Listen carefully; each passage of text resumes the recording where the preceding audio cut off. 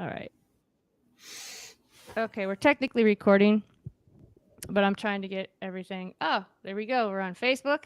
Look at that. Oh, I think we're live on YouTube. And of course, the good old LinkedIn. Okay. That's not fun.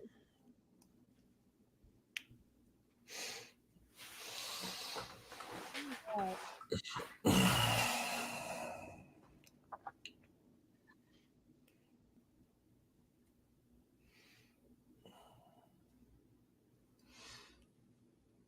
Sorry, guys. Sam should be here in a minute, and we'll just. Do you guys have anybody that's showing up today? Was that a question for us? Yeah, for the live podcast. Oh, I have no idea.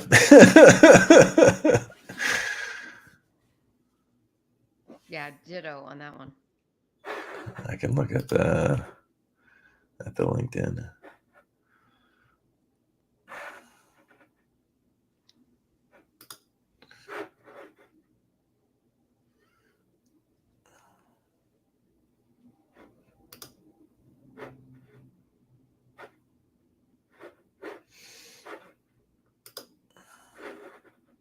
I connected it.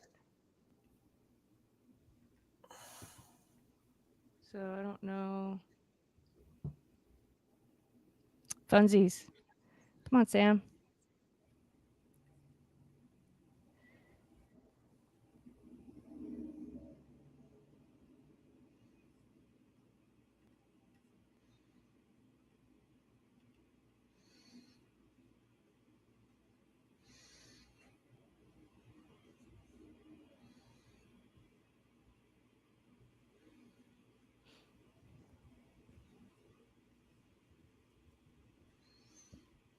So Thomas, you said you're going to Portland?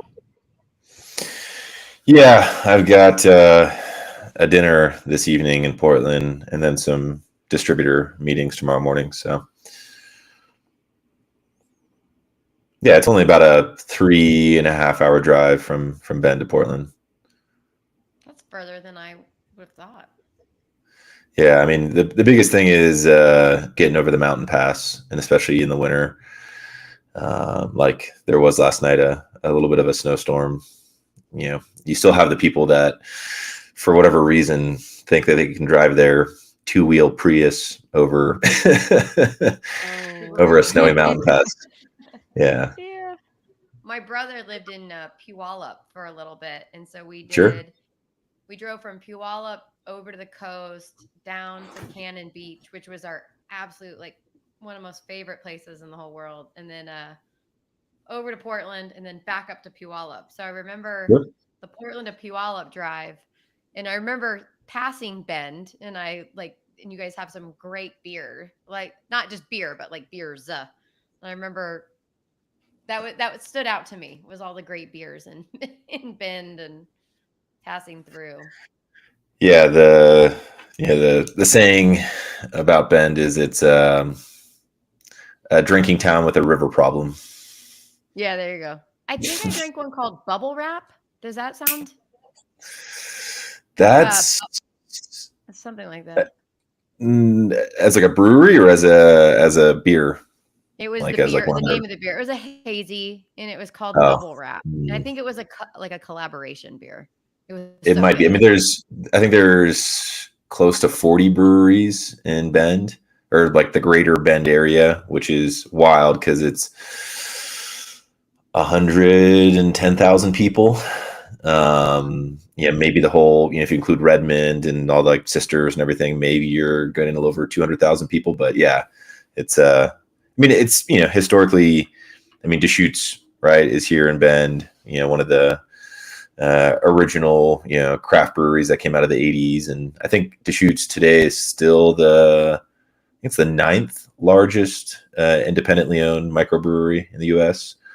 And then from there, it's kind of like all the brewer tree, right? So all the brewers that have gone through Deschutes have gone and started Boneyard and Cascade Lakes and all these other breweries here in town.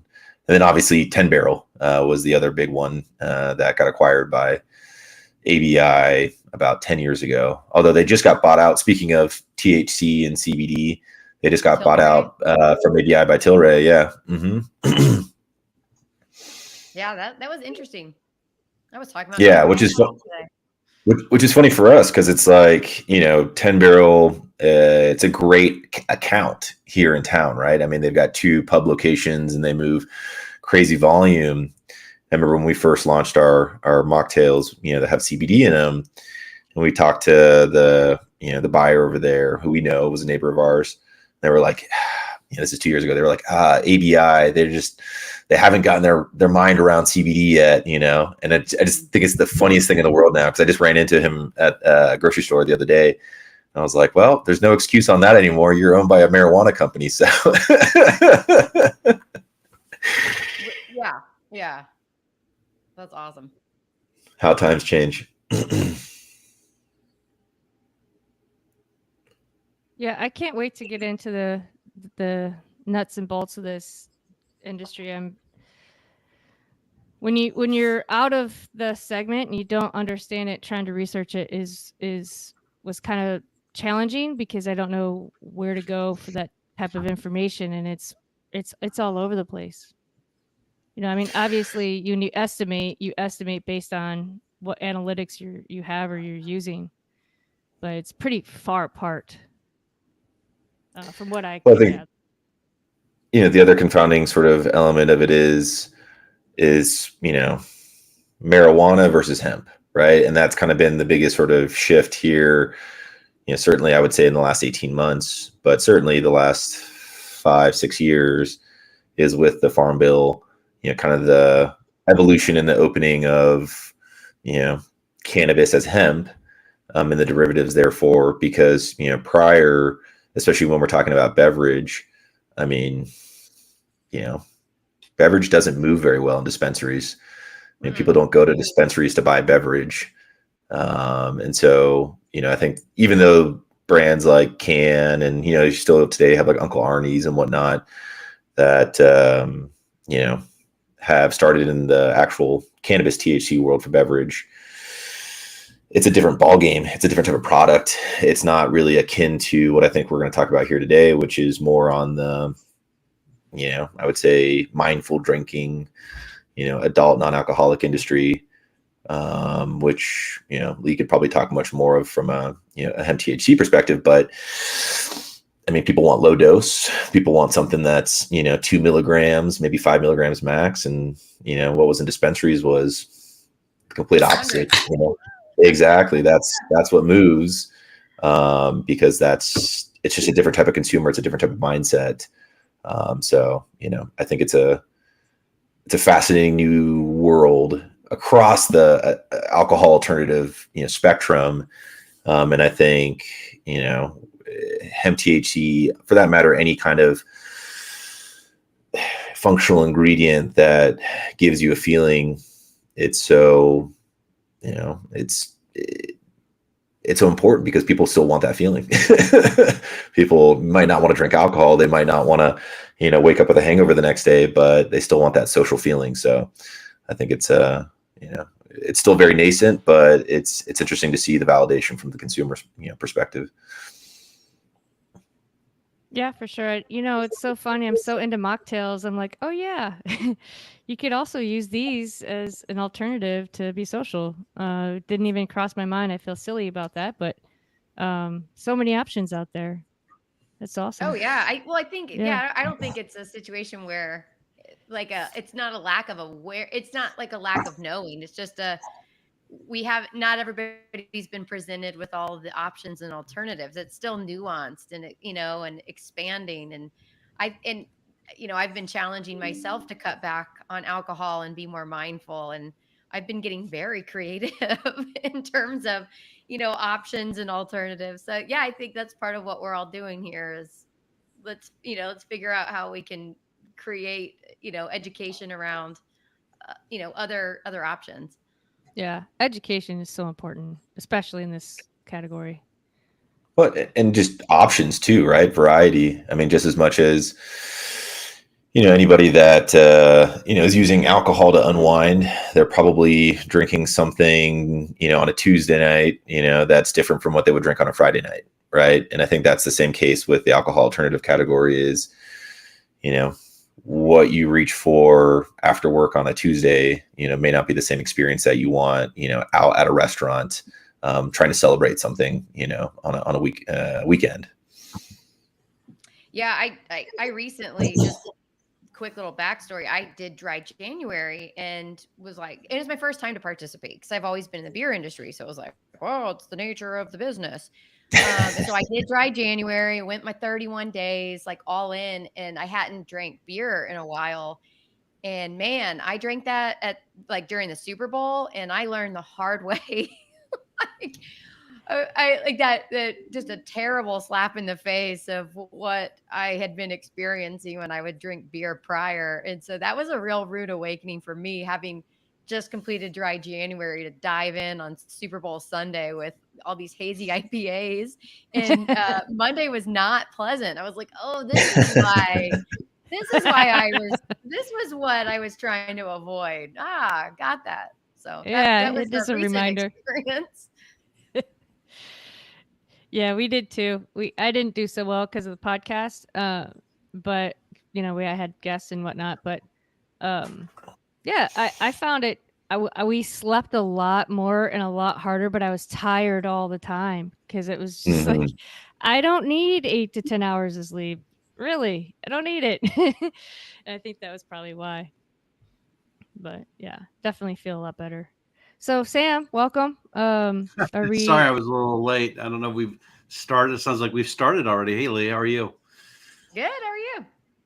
Good to see you Yeah. again. So I was doing my trying to get the everything live thing, and so I was kind of rude. I did not introduce Thomas to Lee and Sam. Well, Lee, and so meet Thomas. Thomas meet Sam. Yeah, well, Sam, it's a nice to happy meet you. hour, right? So people can come. It might be 4 o'clock for a happy hour, 3 o'clock for some people's happy hours. People come and go. But Thomas, nice to meet you. Pleasure. Yeah, where you calling in from, Sam? Minneapolis, Minnesota. So I've been up here for 15 years, been around the country and the whole bit. How about yourself? I'm based here in Bend, Oregon. Oh, great. And then Lee, where are you at again? I'm in Dallas, McKinney specifically. Okay. Yeah. Great. I'll be in Dallas next Monday. Maybe we be Monday, Tuesday, Wednesday. Maybe we can say hello and break bread at some point. Yeah, that'd be great. Next week. I'll be down there every month moving forward. So I work for a little supplier called Altamar Brands as well. So like you, I have a portfolio of things I do, from that to drink to this this podcast, and Pinata, which is a technology company. So do a little bit of everything. But in this front, Minnesota is man. I went to CanaFest, which Lee, because I think I posted some things on you and Megan's behalf. But it's the wild, wild west here, man. Everybody and their mom has a drink, and it's like making Kool-Aid. Maybe Yep. It's like take the resin, put it in the can, and stir it up, and it's ready to go. So, but very much interested in learning from the two of you. I remember watching Lee. I don't know if it was last month you posted on LinkedIn, but you were doing your walk, and you were talking about the products and the whole bit. So I'm very much interested in learning from both of you. Just now we're talking, so thanks for so much for joining us. But it should be just an open conversation, and really just learn from the two of you. What's happening now? Where's the current state of the business? Where's it going? What's happening? I'm drinking my ginger ale, so maybe I should put some THC. Probably one day, ginger ale is probably going to have THC. Oh, it's probably you make your already own, on Sam. the market. It's probably like down the street. Minnesota's where it will be first. Right. So just to give you a little context into why we're all here today, Sam and I have started a happy hour this year, and we were picking topics that really are affecting the beverage industry. And, I interviewed Heather Ransom, and she kind of started putting the words, about THC and CBD and tinctures and is it adaptogens. Adaptogens? Did I get that right? Adaptogens. Adaptogens. Adaptogens in beverages, and I just can't stop thinking about it. And when I had my spies out at WSWA, they're like, "Oh yeah, it was all tequila and CBD," and I'm like, "Really? Okay, well, I need to. Okay, this is relevant, and we need to keep the conversation going." And so we did have a conversation with Heather as a kickoff to the happy hour in December. And then we're here today talking about it again because I thought it was pretty relevant coming right off the tail end there of WSWA. And I know, Lee, you were there. I don't know if you happened to be there, Thomas, but it's certainly something that No. I'm so curious to know as a person in the wine and spirits industry. Lee, your background is beer. And so I know, Thomas, you're fairly new to the industry. He's like a rocket scientist, engineer, brain guy. He's amazing. And Sam's had a lot of various beverage background experience. So with that, Lee, would you like to start and kind of introduce yourself and your background and some experience and kind of the projects that you're working on? Yeah. Okay. So my name's Lee Gall, and as I mentioned, I live here in Dallas, Texas, which is not exactly the market that people think of as in the cutting edge of THC.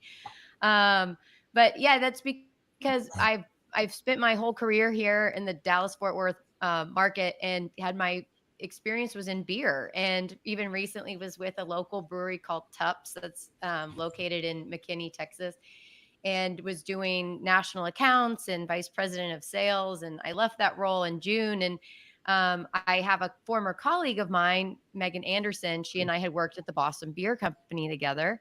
And we've always stayed in touch over these years. And I connected with her and said, "Hey, Megan, I've just left this role," and just kind of touch base. And she had this opportunity in THC beverages. And I was like, "Wait, what?" Like, part of me, what did you say? Like, naturally, like, how they're putting tea, like, you can drink it now, and is this legal? And I mean, kind of all the standard questions that I think most consumers have.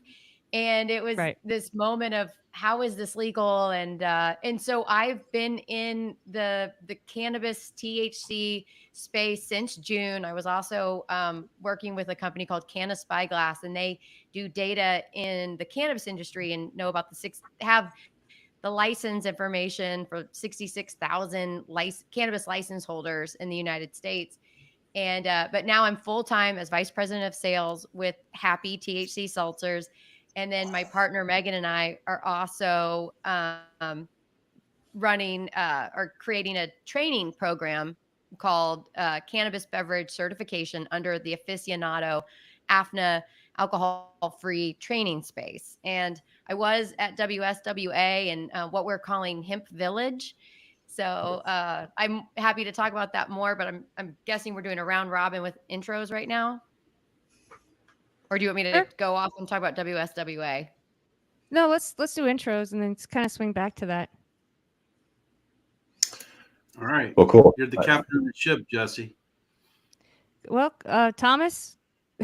Yeah, absolutely. No, and thank you for that, Lee. Yeah, so Thomas Angel, I'm here in Bend, Oregon. Sort of the brewery capital of the Northwest. But yet, we've got a non-alcoholic beverage company here. So kind of an interesting dichotomy. We started Altitude in 2020 without beverage background. I came from the aviation world. My partner's a physicist turned software developer. So, no, deep roots in beverage, whether that be non-alcoholic or alcoholic. But I think like a lot of entrepreneurs, we came at it from a personal need. So we both come from families with, histories of alcoholism. It was something that we were always very conscious of as we were kind of, going through our adulthood. And then we found ourselves as expats in Beijing for a few years through my career in aviation. And we went from very occasional drinkers to almost every night of the week. There was an excuse, whether it be an embassy party or a work dinner, taking out Chinese government, customers, whatever it may be. And so when the pandemic hit, and kind of this cultural phenomenon where everybody started drinking more, we actually went the opposite way. We started to think about, hey, how do we eliminate alcohol from our routine? We weren't really sort of happy with the way that we were feeling. We're very active outdoor, adventure seekers. And we were kind of saying to ourselves, hey, like, those happy hour beers on Friday are making it really hard to go out and hike on Saturday. So when we eventually repatriated back to the US in summer of 2020, we, did like any consumer did. We tried to find options. And at the time it was pretty barren. It was still kind of that environment where you went out to a bar or restaurant or a grocery store and you look for, adult non-alcoholic options. And it was ginger ale. It was sparkling water. At the time, Athletic was, starting to kind of break onto the scene with a non-alcoholic beer. But I was never really much of a beer drinker. So why would I drink a non-alcoholic version of something that I wasn't particularly jazzed about drinking? So, like any rational adults, we were like, well, let's start our own company. So we moved to Bend, Oregon in fall of 2020 and embarked on the journey of how do you start a beverage company? How do you make products that not only meet our own needs, but, broader consumers? And, we kind of stumbled into the functional ingredient world. A lot of it at the time was around, the new category of hemp-derived CBD, certainly other adaptogens and functional mushrooms and things that for us were, okay, great. They're going to help calm you. They're going to help you unwind. That's basically the reason why we reach for a beer or a glass of wine. If we can capture that, put it into something that tastes good, that's adult focused, maybe there's something there. And fast forward 3 years, fortunately we've been proven right. More and more people are, reevaluating, I would say, their relationship with alcohol, probably more on the side of people drinking less than not drinking at all. But, I'd say what I think we've really found is, people still want an adult option. People still want to go to the baseball game. They still want to go, to the happy hour with friends, but not have a Diet Coke and have the incessant questions of, oh, is everything okay? Interesting. No, absolutely. So I can't wait to dig into that a little bit more on, sort of the research process and the reasons you picked the ingredients that you did along the way, and with all the options out there. Sam, do you have anything that you want to talk about before we kind of move on? No, I just, again, like I said earlier, I'm excited to have the two of you here with us, Lee and Thomas, to learn, kind of what your journey has been to this date and kind of where you see things going with the consumer. It's interesting. I got my MBA in global management, believe it or not. And we talked about Asia and the drinking when I was getting my MBA and the expectation when you go to those dinners. So that's fascinating when you were saying that, because I don't know if you did a lot of bottle service. I imagine you did back in the day with that. And the industry I grew up in, bottle service is a good thing. I've sold alcohol Sure. for 38 years. But I'm certainly a big supporter of this category and where it's going to go. I think it's going to be amazing for all of us. And the opportunity is endless, because we got to think, what is the consumer today and what is that consumer going to be tomorrow? So I'm really fascinated and excited just to be part of the conversation for sure. That's a really good point there. I mean, I think, the element of drinking socially, I think across all cultures, right? It's, pretty intertwined. It's certainly East Asian culture, including China.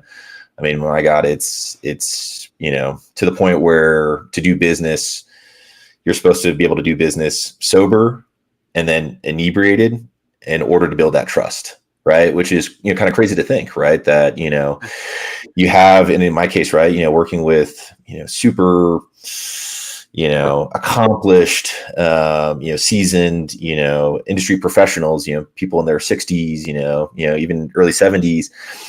And you're having these, great, wonderful business discussions, around a conference table. And then that same night you're seeing them, practically puking over themselves because, you know, they're drinking, you know, shot after shot after shot of Baijiu, but it's sort of this like kind of rite of passage. And, you know, I don't think that's any different, right? In the United States, right? A lot of the corporate work culture is that sort of bonding and that ability to sort of create that deeper relationship. But, you know, I think for me, there's other means of doing that, right? And I think that's the cool part about this category. There's such a wide spectrum of, you know, what is mindful drinking, what is, you know, kind of the adult non-alcoholic category. And I think certainly when you kind of dip more and more into the psychoactive side of things, right, with a THC, that's basically trying to, you know, accomplish that same, you know, effect or that same feeling, which is sort of an altered state of consciousness, right? How do you sort of remove yourself from the day to day? And, you know, ultimately for me though, it's like, how do you do that without sort of, you know, damaging your health? How do you do that and, you know, wake up, you know, feeling, you know, good the next morning and the next 5 years, the next 15, the next 20 years? And, you know, kind of not put yourself in the position of I gave my liver for this company.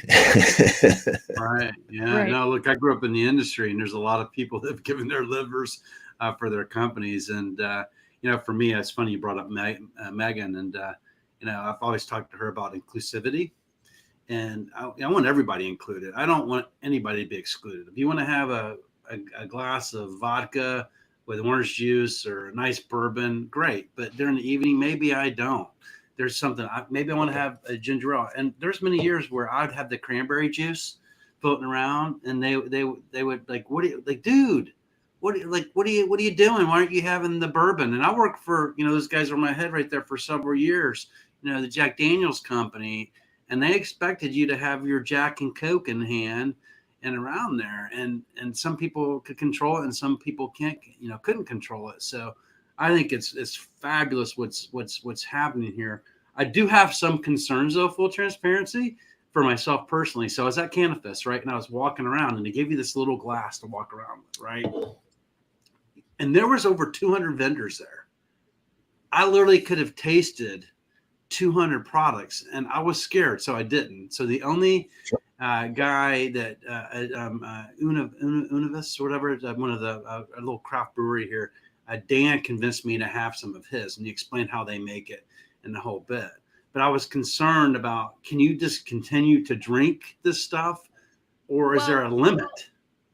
There's definitely a limit. And I did want to also kind of point out that I do believe that mindful drinking is a very relevant topic in the alcohol industry right now. And kind of on a side note, myself, Megan, and two other individuals are leading a panel discussion at the Craft Brewers Conference in April about brewing a culture of mindful drinking. Right. Three of the individuals have gone alcohol free. I'll be moderating. And two have been abstaining and showing moderation. And because so often when you're in alcohol, we have created that culture where it's an expectation to drink, and we need to be better and more supportive to the people that do want to abstain. And how do we make them feel comfortable and inclusive to still do their job as professionals, but not feel the necessity to have a glass of alcohol in their hand? So I did want to bring that up. And you know, the Craft Brewers Conference has put us on the agenda. We have a whole hour panel. So they've put forth an importance of this being part of the alcohol culture. And so if anybody's listening that is going to be there, I encourage you to attend our panel. But it's something that we do need to be, considerate of, and for those other employees, and create safe alternatives for them. So I did just want to put that out there. But in terms of dosing and limits and thresholds, yes, THC, just like alcohol, everybody has their own personal limitation. Where THC is very unique from alcohol, however, is that we all, for the last 100 years, alcohol has been legal, and we've had a form of education available as to what a beer versus a wine versus a spirit is, and essentially what we can tolerate. But with this whole new world of cannabis, that is so important to be part of the education. and letting people know where they should be starting, what a good dosage is. And very importantly, our bodies are built with an endocannabinoid system. And that's unique to cannabis, that we don't have that experience with alcohol and ABV, in that 6 people could go to a store and buy the same THC drink and walk away, have it, and have 6 different experiences, because their DNA is dictating that their receptors are going to receive that and send out different messages to their body. And so Interesting. it's That's fascinating, which is, fascinating and yeah, scary. it's this A little scary. whole, yeah, I mean, but it's so cool, and it's this whole So, lock and yeah, key good system. experience, I would presume. Yeah, it's literally like, plugging. I kind of get this visual of like the Avatar, that moment where they're riding their dragon, and it's, they sink, and it's that, I don't know. I'm very visual, but it's a lock and a key, and essentially it can provide you with a different experience. But first and foremost, everybody within the Hemp Beverage Alliance or the Cannabis Beverage Association are big advocates of, if you aren't familiar with the product, start low and slow. And Everybody said that. Everybody said that at CannaFest. They're like, okay, yes, well, take a little bit. 2.5 to 5 milligrams is a great starting point. I personally don't like to go over 5 milligrams in a particular evening, but that's me. That's my DNA. Other people have a higher tolerance. But if you conceivably had 1 ounce servings in 200 samples, that could have been a very unpleasant experience by the end of the day. Yeah, I was very cautious. I don't know if this is a Thomas question around. I don't know if we want to get into regulation, but what came up at Can we back up 1 second? Sorry. Oh, yeah. Sorry. Yeah. While you were at that event, at like in a wine fest, like when I was in Pro Wine, I tasted, I don't know, countless wines for 3 days, and I spit. So would that not be the same with this particular example? Could you have gone around and just... I didn't do that. Full transparency. I was cautious, but I was with my friend that does NPM, Michelle Rogers, and she was awfully giddy by about 45 minutes in. Oh, I love it. And she was looking for the snack bar. So, yeah, I mean, in theory, by spitting, yes, to an extent. However, based on the so this technology that makes these beverages indeed liquid and able to be drank, it's called nano-emulsification. And it's breaking down the molecule at such a, nano level that the absorption process can actually begin in your mouth. It would take a lot of samples and like hanging out in your mouth, right? But that's why a lot of times, and I'm sure Thomas can elaborate, but when you're taking tinctures and things of that nature, they say to hold it under your tongue, and that's because the absorption begins there. So in theory, if you were to drink these drinks and you held enough of them in your mouth for a long period of time, you could technically feel the effects. But I did also want to point out some irony that the standard, and there's opportunity to regulate in general, but you can go to NBWA or WSWA or all of these events, and people could consume the equivalent of God knows how much alcohol on these trade floors by walking around. But we have not been allowed to sample THC at either of the events because of the laws of Vegas or the hotels. So when people were at these events, we're just kind of standing there like, yay. So you were at the Happy thing. I didn't realize at the Happy booth, you were just showing the can. You weren't actually sampling. Correct. We were not sampling because now some brands were, because they had non-infused samples. So, but that is a law specific to Vegas and their hotels. But the irony that somebody, could just be sloshed off their, butt walking around drinking tequila. And yet, we're just kind of over in the corner, just happily waving and saying, you should try it. Oh, did we just lose? Yeah, I think we just lost. No. But we'll keep going. we're still recording, so we're still live. Yeah, I am curious though about like the tinctures and the other adaptogens and kind of that Well, world. I think So it segues into a really good discussion around regulation. I mean, I think that's the challenge here of why, like, in your point, like at the, the hotels in Vegas, or in our case, right, like for fancy food show, right, in New York, the Javits Center doesn't allow CBD. I think it all really kind of stems from just the lack of regulation.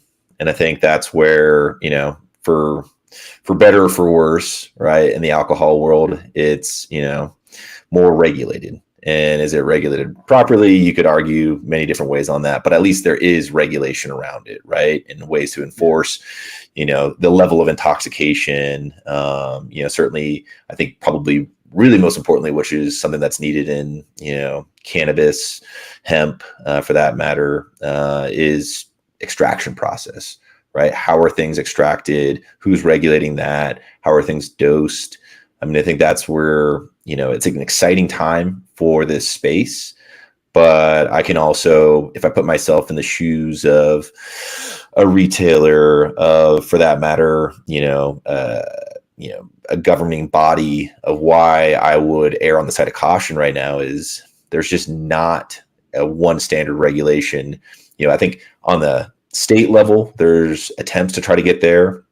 Right, California with their Assembly Bill 45 was kind of the big pioneering regulation that sort of set a domino effect for some of the other states, which was already about 2 years ago. But I think it's critical. I think that's where everybody's been, kind of trying to champion from their own efforts, whether that's the Hemp Beverage, Alliance, or the Cannabis Beverage Association. Like, let's make it transparent, right? I think it's already been established that consumers want these things, right? There's a market to sell these things.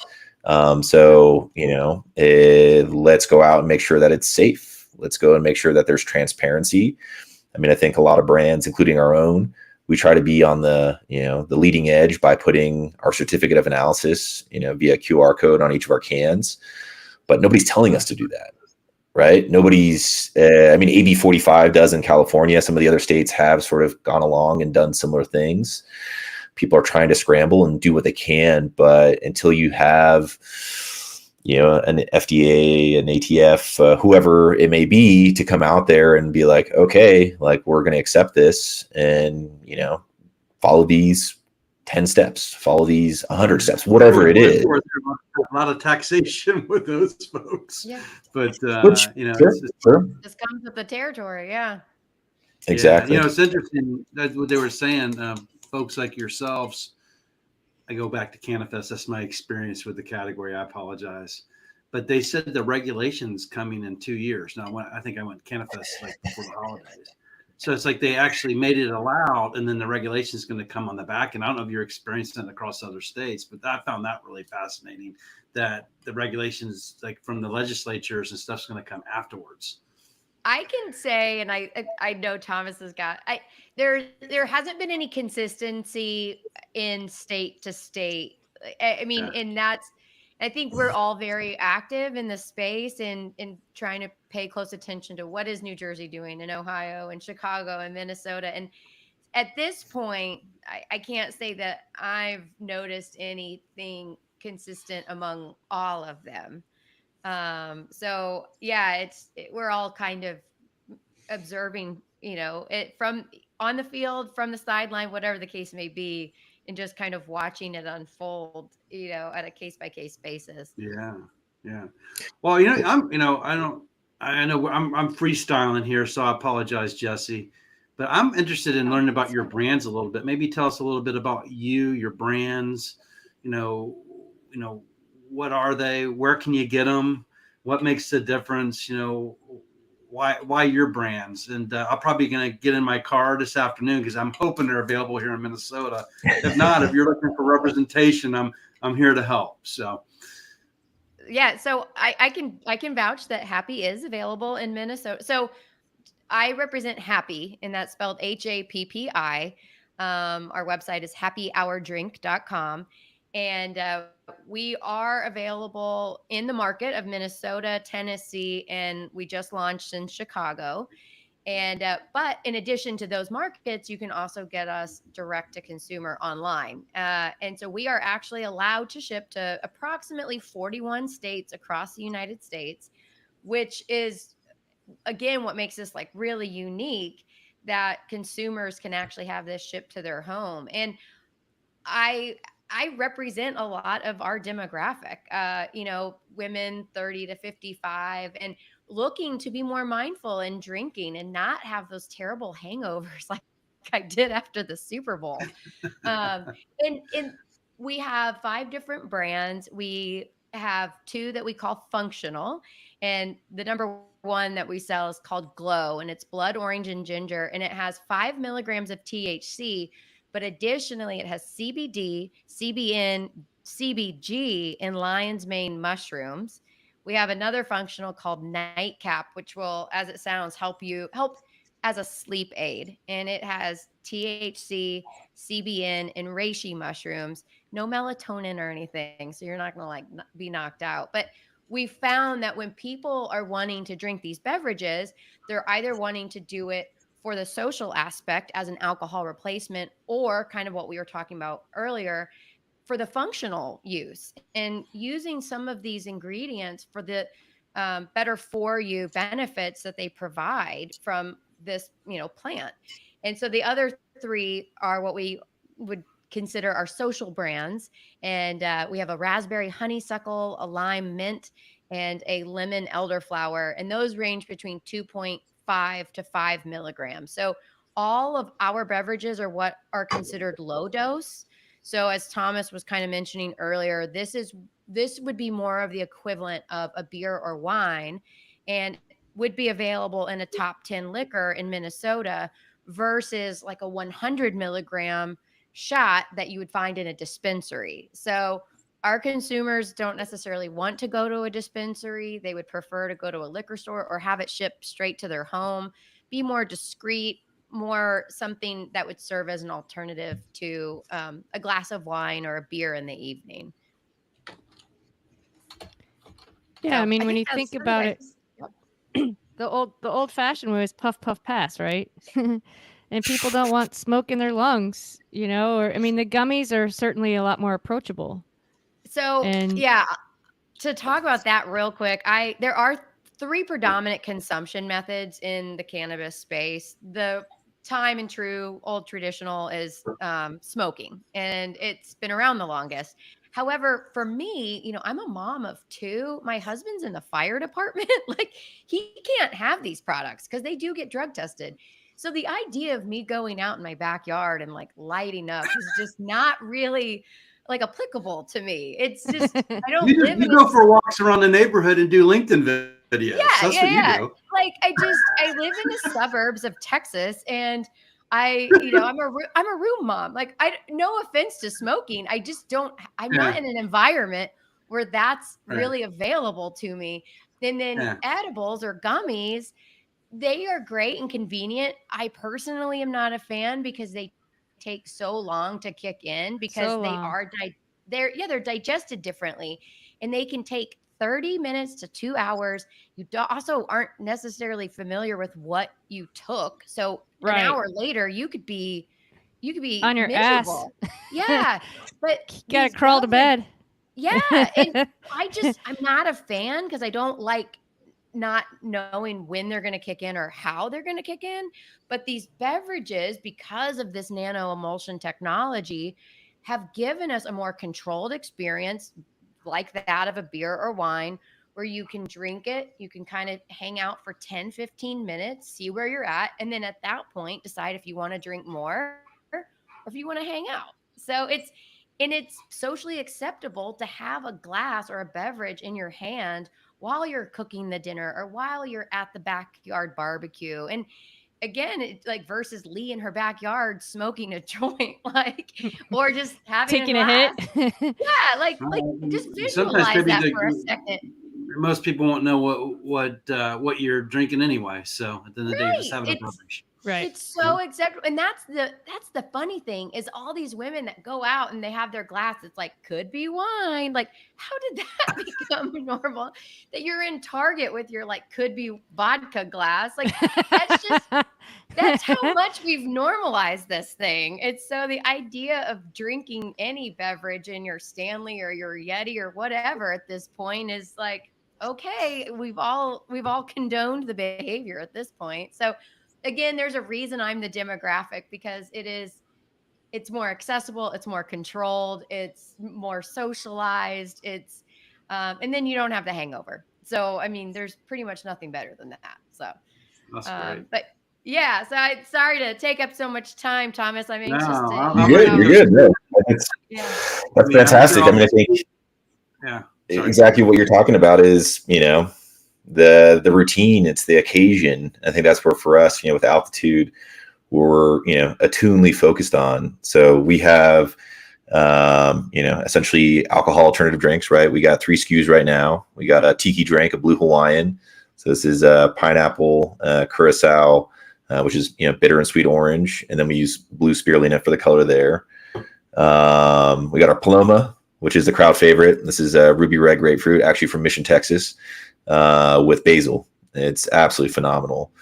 And then rounding it out with our Mountain Mule. So it's ginger, lime, and it's got a bit of a piney quality to it, why we call it the Mountain Mule. Almost kind of like a little bit like a resin beer. But for us, on the kind of the spectrum of mindful drinking, alcohol alternative products, we probably fit a little bit closer on the, the entry level, right? So when I think of the spectrum for alcohol alternative drinks, I think in terms of feeling, right? And so kind of like tier 1, you have the traditional mocktail, non-alcoholic beer, something that's replicating the look, the flavor, of alcohol, but there's no functionality to it, right? Hence your athletic brewing. It tastes like a lager, it tastes like an IPA, but that's kind of where it stops. You're not expecting any kind of feeling except for maybe the dopamine release of hearing the can crack. That's kind of where that sort of tier 1 is. I'd say we're kind of more in that tier 2.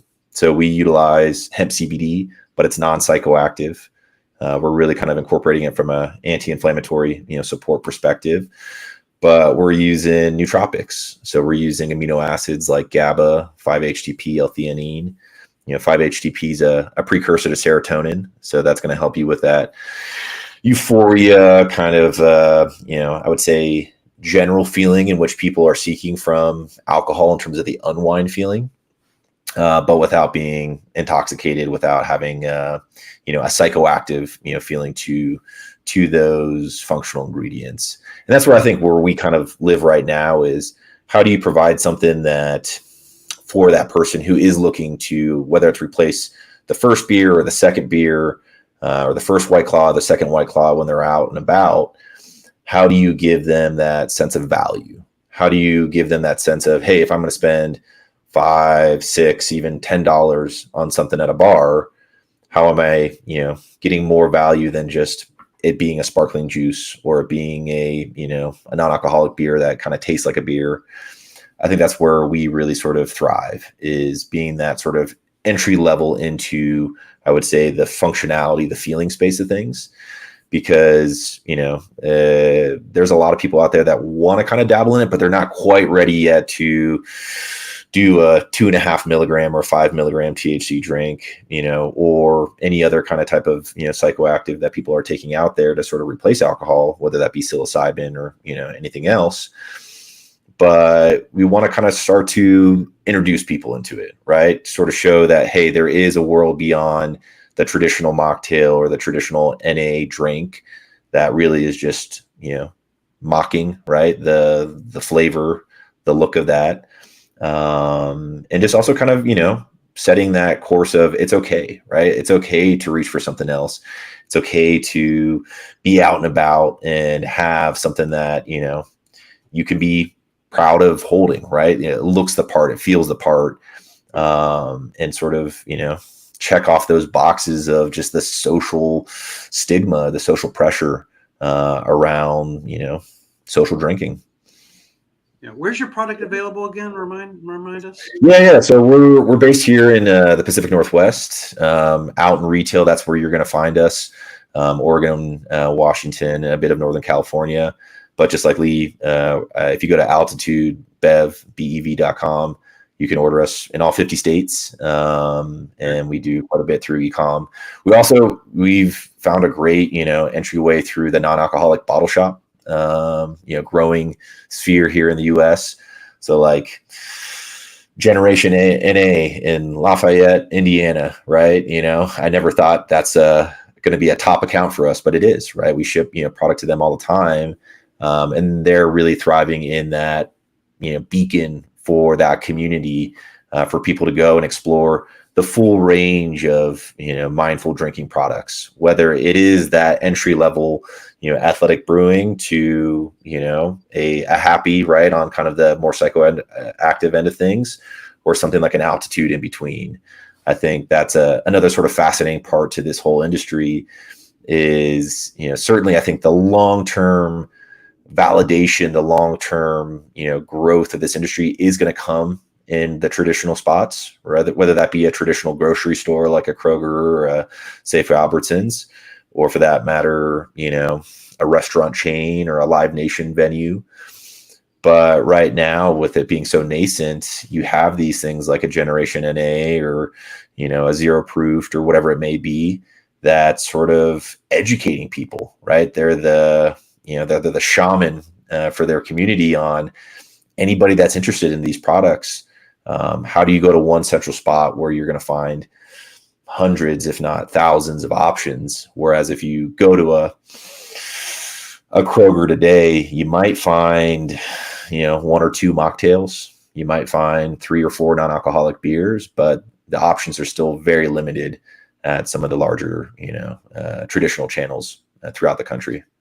Here's an interesting question for you. This came up. We did last month. We were talking about the orange wine category, right? And one of the things that came up, and Jesse can validate this, is where are you carving out the space?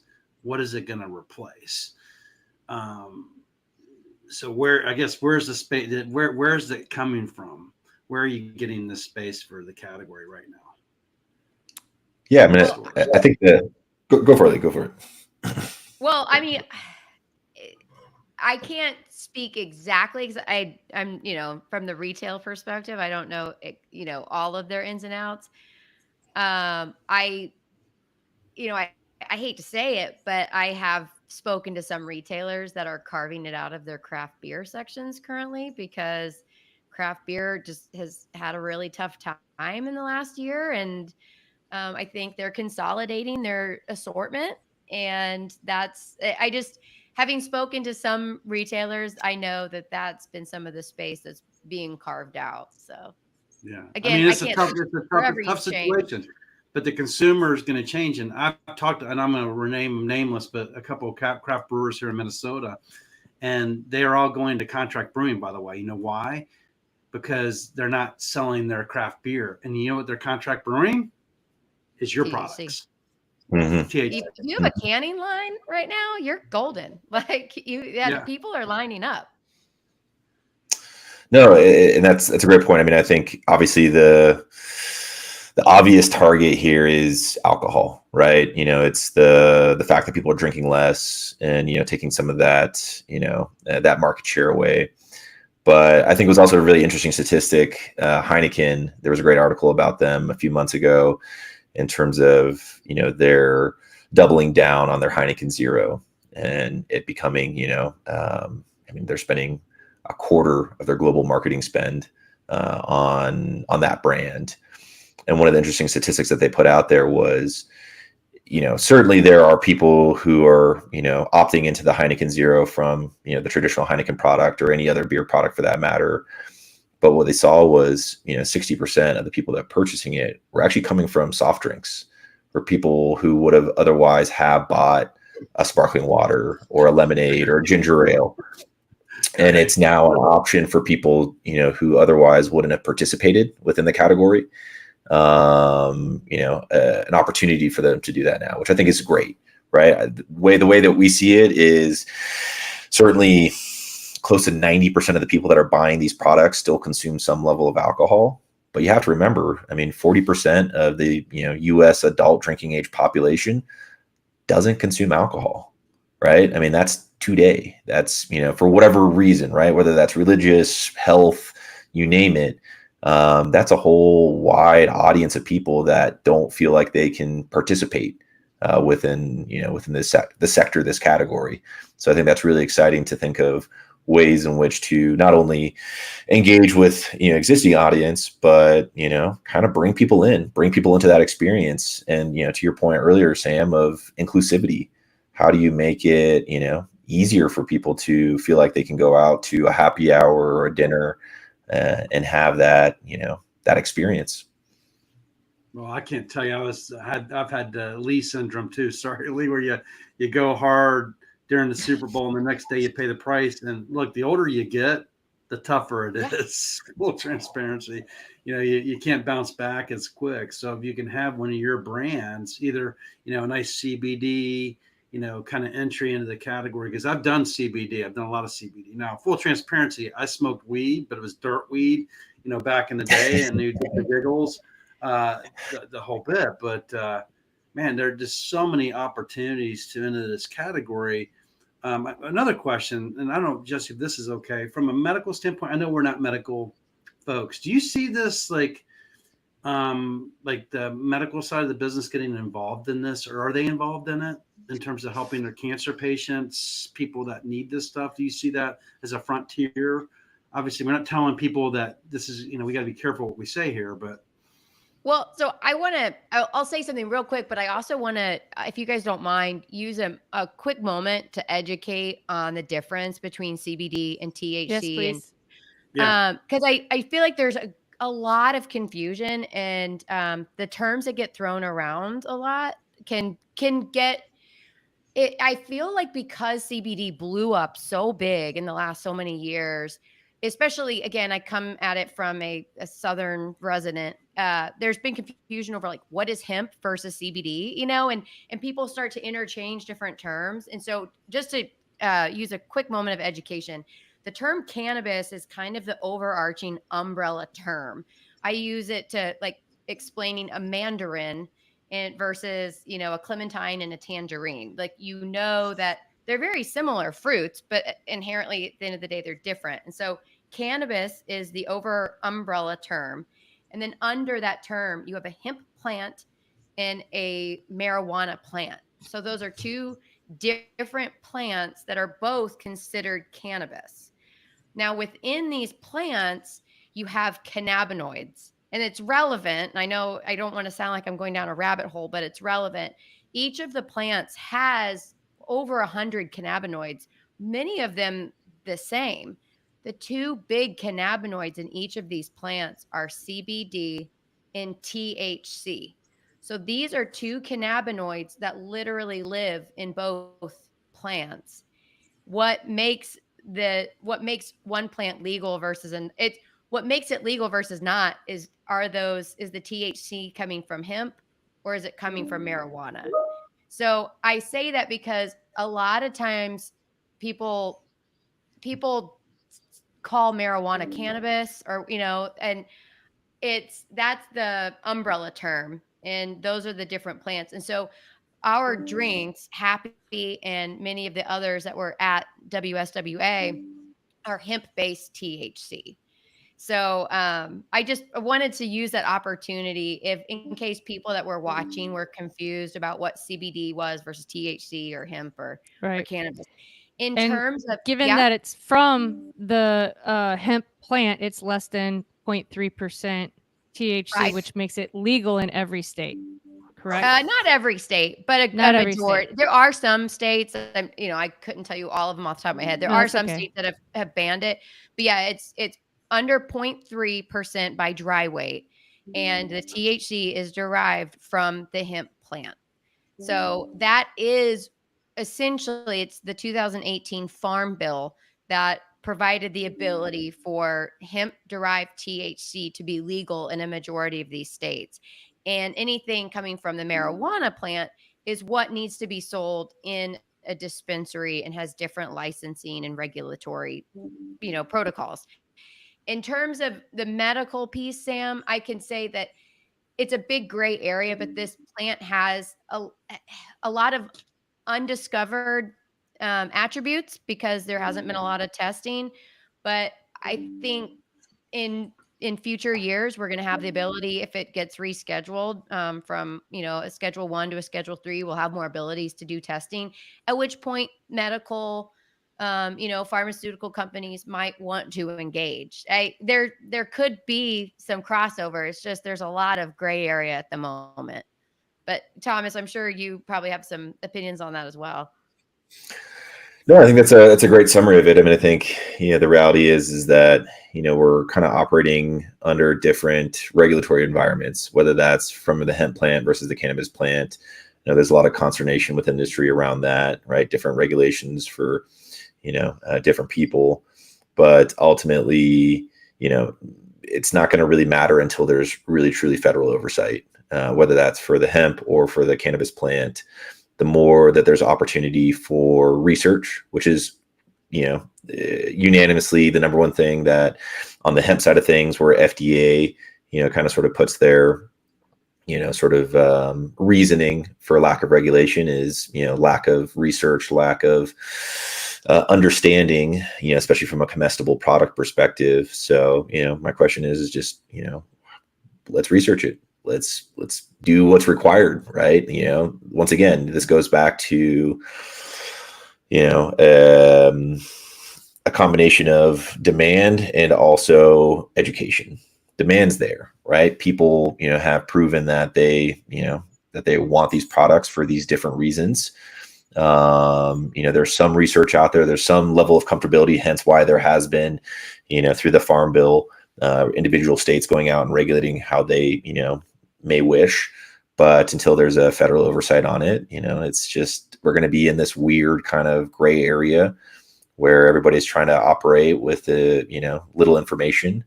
And I think ultimately the people that suffer the most are the consumer, right? And this is where, for each and every brand out there, I think is trying to be ahead of the curve, right? Try to do their own, due diligence, try to, be that,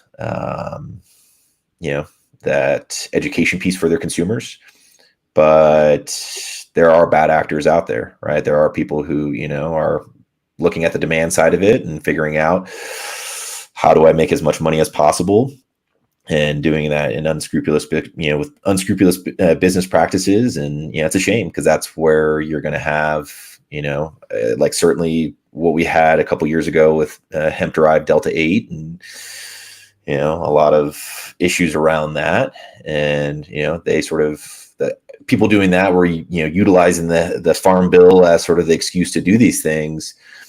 And yet, people were getting sick and even worse. And that's, it's unacceptable, right? We shouldn't be in a position where, there's ambiguity. It should just be clear, right? Just as much as there are for alcohol, right? Just make it standard, make it, easy. And whether that's on the commercial side or, the potential possibilities for, medicinal side of things, let's go and regulate.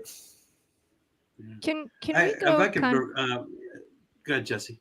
No, go ahead, because I'm going to change the subject. Oh, sustainability. So I think that this plant is pretty wonderful about the footprint on planet Earth, isn't it? Like, this is like a really good thing in terms of really a reason why you want to get behind these products. Is that true or not true? It can be. It certainly can be. I mean, it's like anything, right? It's the agricultural practices that go behind it, and certainly, it requires less water. I mean, it's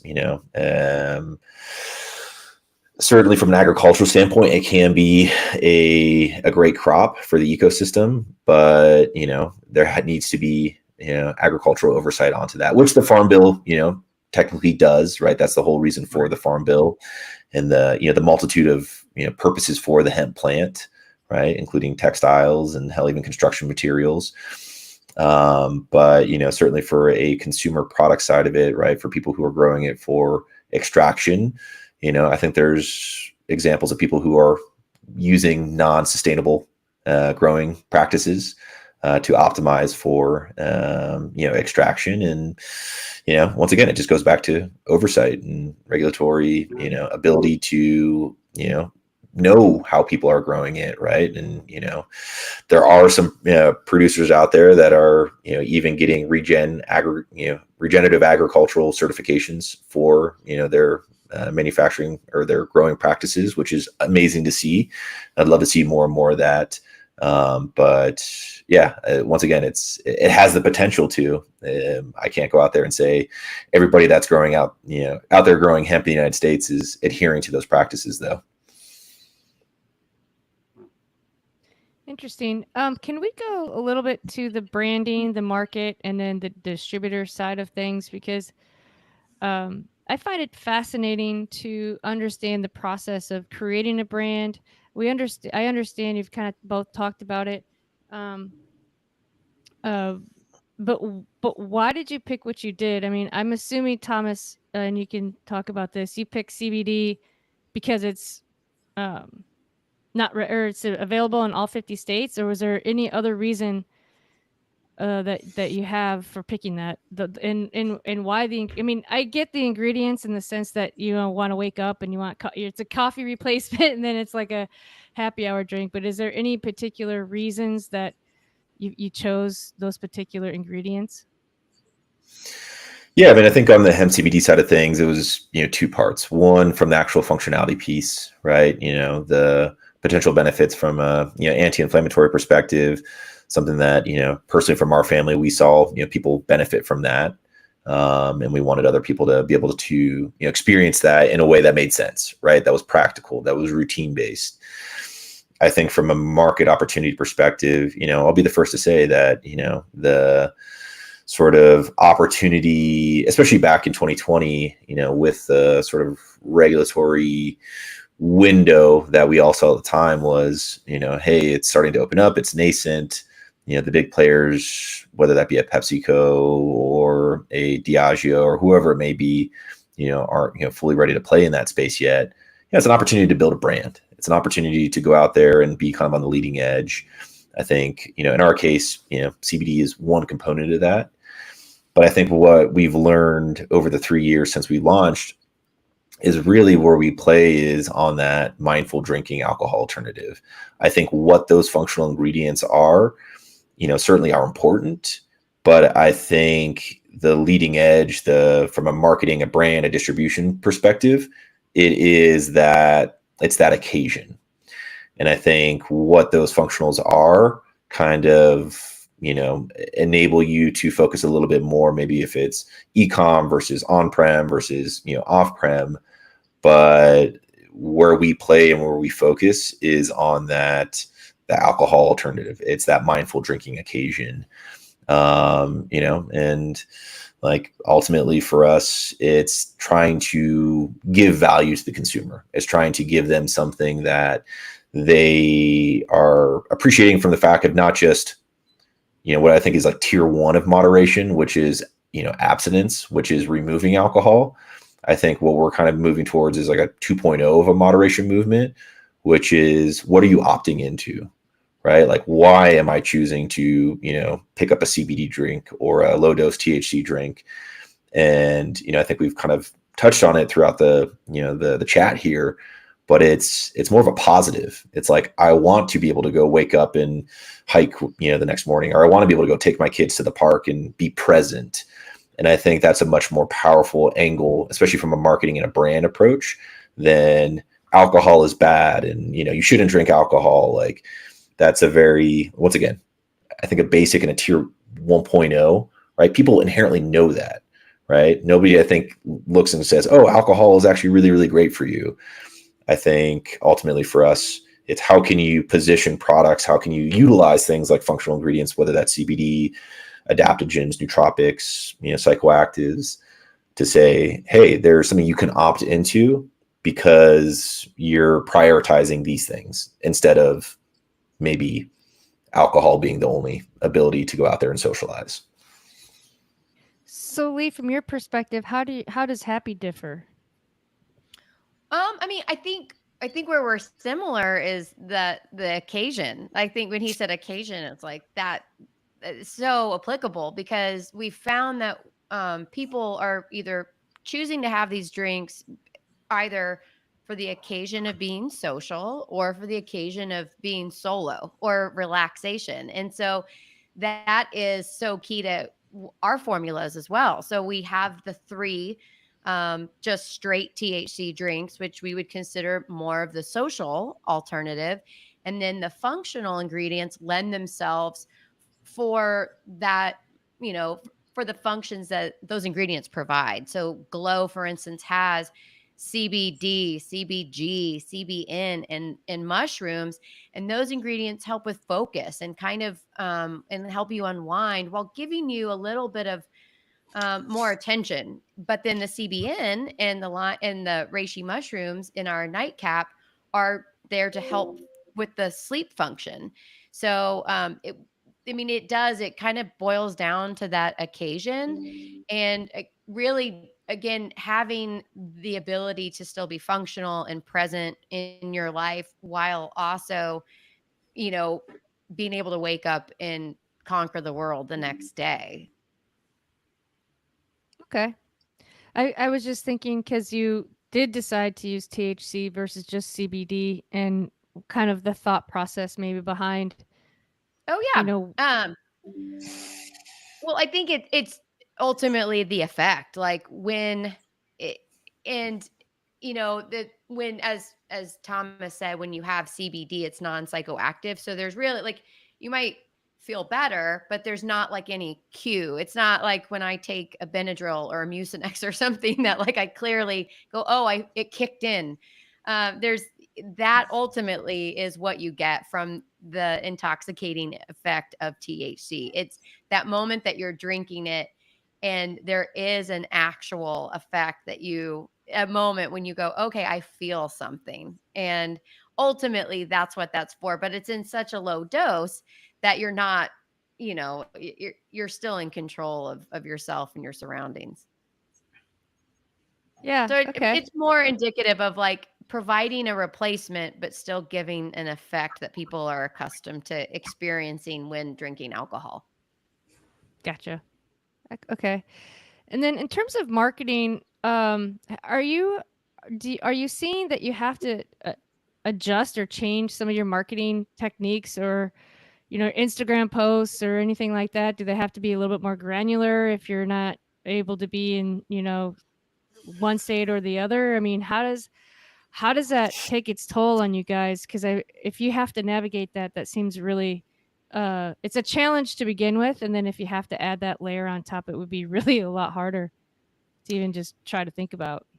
Yeah, I can. So I'm not the marketing expert on our team. So I know if Lisa were on right now, she could get into so much more. However, I can tell That's you okay. there's a lot of restrictions in this space. And um the ways that the ways that we go about marketing are quite different than the average alcohol, brands. And there's a lot of regulation just even being associated with cannabis and in this space. So, yeah, I can't give all the details in terms, but I can tell you it's very difficult. Yeah, that's kind of what I was thinking as we're kind of talking through this. Social media is a giant to contend with, right? Because there's so many avenues and channels. So I just can't imagine having that layer and having a lawyer. No, you can't do this. No, you can't say that. Yeah. Well, it's funny, you talked about distribution. BBG, for instance, Breakthrough Beverage, who I worked for 10 years. I don't, as of, I guess, 6 months ago, they weren't bringing in products, in this space. So I'm not sure where they're sitting, but I see that as a competitive disadvantage for them in a big Well, way. yeah, I mean, you bring up such a great point with distribution. And so what we're seeing currently is kind of a smorgasbord of different people entering into the space. I know I've seen some of these beverages, they travel through traditional like smoke shop distribution. I've seen wellness groups. I've seen people entering into the distribution game just to have this category and carve it out for their market. But we were at NBWA in October, and there are some traditional beer wholesalers that are getting into this business. We were at WSWA, and now we're starting to see wine and spirits wholesalers get in. So there's definitely no one size fits all. I am seeing there's a movement towards this category, and I think everybody's trying to find out how to make it work within their space and how to make money and capitalize on the accounts that they're already visiting, because ideally that would be the long-term play is to be in the traditional alcohol avenues with the proper regulations, IDs and things of that nature.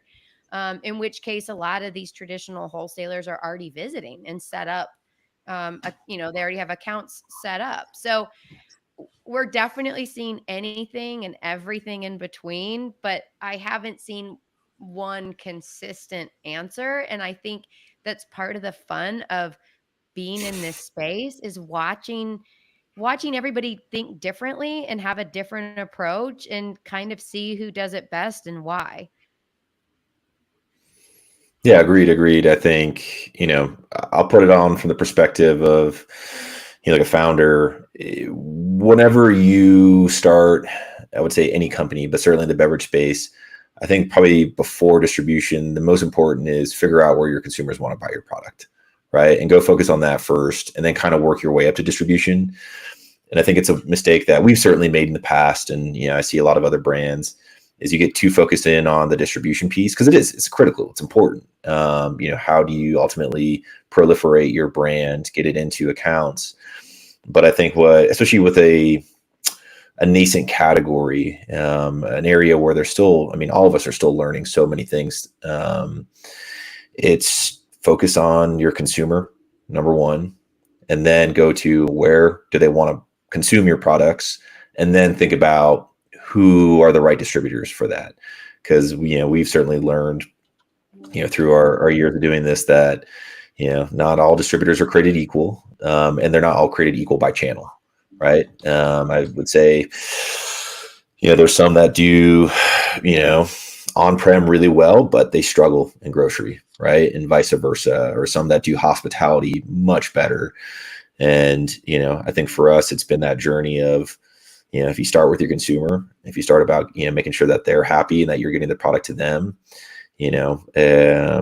however you get your product to them, right? Ideally, you're driving efficiencies by working with, the right distributors. But without, all those distributors being available today, you got to get kind of creative. And I think, e-com has been a great sort of avenue around that, right? To still get your product to your consumers. But the reality is, people make decisions online, right? They'll make, inferences of what they want to buy, but ultimately, 90% of decisions are still being made offline, right? That's where people want to, purchase beverage. And certainly from a cost perspective, shipping beverage is heavy. So you don't want to focus too much on e-com there from a margin perspective. But it's, to Lee's point, it's a rapidly evolving space. Southern Glazer went out really hot, right, on the category, and now they're out of the category, right? I think they thought regulation was going to come sooner, and I won't speak for them, but I'm sure they went through their multitude of lessons on, what the category is and how to best serve it. And, I think at the end of the day, the number one thing is it's evolving and people are learning. Yeah. What channels are you using for distributors? Sorry. We have traditional beer, DSD, up here in the Pacific Northwest, which, works really well, especially for on-prem. That's, where I would say their bread and butter is. Grocery, it's a little bit different though, right? Because it's like we don't have access with our CBD products to the large traditional retailers. And that's where like a DSD, I would say, probably does a little bit better. More the independent grocers, more the co-ops. That's really not their sweet spot. So for us, we've had to be creative on how do we go and service those types of accounts. And then, at the same time, right, it's like outside of the Northwest, we've gotten super creative with, the available resources out there. I mean, you have the pod foods of the world, you have the air goods, you have the, the CBD dibs, like all these things out there, which for us is, you got to just test, you got to try, you got to, figure out, what's working, what's not. And, ideally you're sticking around long enough to see those, distributors start to open up and give you more options. But until then, it's get your product to your consumers, whatever means possible. And are you experiencing the same consumer market demand that Lee was talking about earlier, that are women? Would you say, Lee, 35 to 45 or to 50 or something? Well, yeah, happy we're like 30 to 55, but there are some THC brands that index higher with the 55 plus community, because as people are getting older, they experience more pain, and sometimes they're using these drinks as as alternatives to alcohol. So we're in that 30 to 55 range, but I know there's some that index higher with older populations. Yeah, I think for us, like our initial, kind of thesis, especially being a Northwest outdoor inspired brand, our initial thesis was millennials that are active, outdoor, kind of athletic, inclined individuals. But as we've gone out there, we've learned the category is so much more broad. I mean, I'm sure, you guys have seen all the statistics around Gen Z just not drinking, right? I mean, it's kind of like the equivalent of, millennials were sort of the first generation that didn't smoke. Gen Z is kind of the first generation that, is not drinking, right? It's down 30% from, millennials to Gen Z in terms of, drinking demographic. But to the same token, and Sam brought this up earlier, right? It's like, the older you get, the harder it is to process alcohol. And we've seen a huge uptick in consumer, demand from, Gen X, even into baby boomer, where they're just like, hey, I love to go golf, but I can't be drinking, John Daly's. I really need to drink an Arnold Palmer, right? It's like, and it kind of goes back to the, I would say the psychographic for us, the common denominator across the, age demographics is that what are you opting into? What is that thing that you want to prioritize? And that's why you're choosing, altitude, is because I want to go play 36 holes today, or I want to go and, start my, influencer TikTok career or whatever, right? It's like whatever that motivation is, whether you're Gen Z, baby boomer, Gen X, millennial, I think that's where for us, that's the cool part is, we can go based off of what people's, hopes and desires are, as opposed to, for our brand needing to be, we're only focused in on, millennials who are outdoor enthusiasts. And it's been a really cool experience to go through. Yeah, I bet that is really cool to see that demographic shift, really, and the reasons why, right? And it makes sense. I read somewhere in some of the research, and I'm not sure based on, talking with you guys, I think they're out there, but they're saying that it's the average is 25 milligrams, and they're millennials that are stressed out that are drinking this stuff. I mean, it makes sense in a way. Like when I think about, the 20 somethings that I know, they're not drinking, they're smoking or eating gummies, or, and it also is worrisome for, where Sam and I are in the wine and spirit business, because how are we going to hire those people? Well, they're going to go work for you guys, right? I mean, there's a place for them, but who's going to sell wine? Yeah. Oh, yeah. That is a true statement, because maybe they want to go sell the stuff that they consume, right? And they represent. Well, do you hire a non-drinker? I think for us, we always put the emphasis on people that are passionate, right? Passionate about the space. And that's equally people who are non-drinkers and people who are mindful drinkers.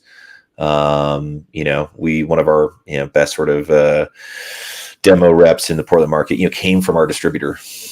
Right, there were somebody who worked in the beer industry that decided, hey, alcohol was not conducive to the lifestyle I wanted to live, and they didn't want to be put in a position where it's like, having to drink, 5 days a week.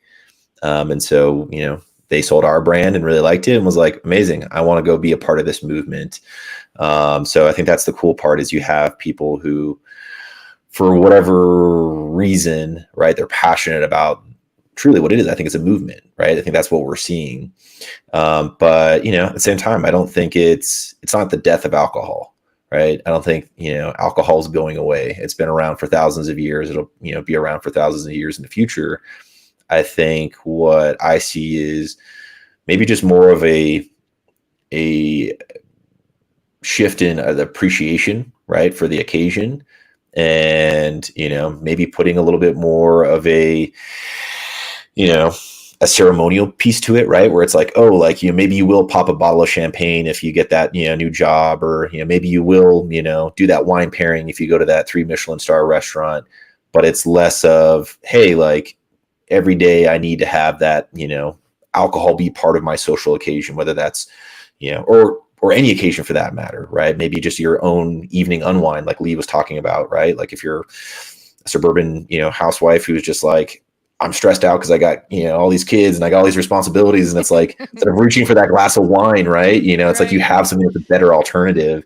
And so I think that's the cool part about this category overall, is just the options, right? And, I know your original question, right, is like, who do we hire, and, how do you hire from the alcohol industry? I think it's just going to shift. And I think you're going to see more of a blend. I think, wine companies, beer companies, spirit companies, they're going to have a more broader portfolio. It's not going to just be, all we sell is alcohol. And I think that's where we've already started to see some of that happening, right? Diageo through their, or Constellation through their, corporate VC arms, starting to invest in, low alcohol brands. I think you're going to see an intertwining more than a separation.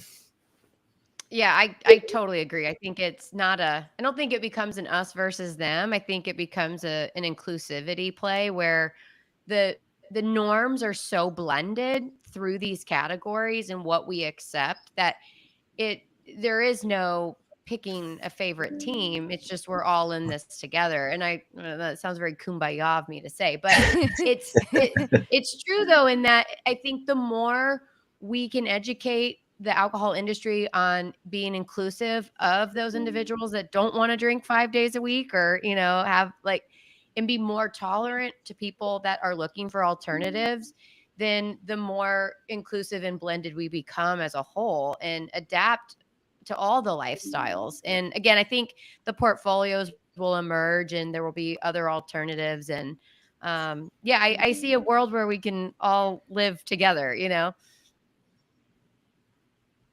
and even what we've seen too, right, is like with our consumers, not that we position it as a mixer, but we definitely do people who have our Paloma on a Thursday night as is, and then Friday put a little bit of tequila or mezcal into it, right? And it's like that optionality as well, I think, will be sort of the strength of this category moving forward, is just being able to opt in or opt out whenever you feel like it.